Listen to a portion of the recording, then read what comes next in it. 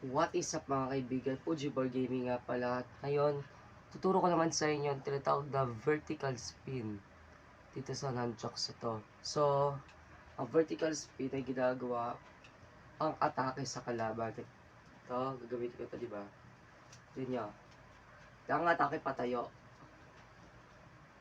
Tsaka ang hawak ko din sa nunchucks, gitna pa din. Tulad na tinuro ko sa iyo last video. Gitna hawak. Tsaka pagsama nyo yung tinuro ko sa inyo na katulad sa last video na underarm catch.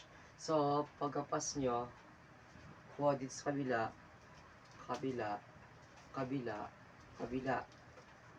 Pero baliktad lang. Ito example nun. Kunin mo yung nunchucks mo, hawakan mo sa gitna, hampas patayo, pababa, patayo, hawak, lipat, hawak, hampas, lipat, hampas, lipat, hampas. So, gano'n lang yun. Kaya, bye-bye. Mag-subscribe kayo ha.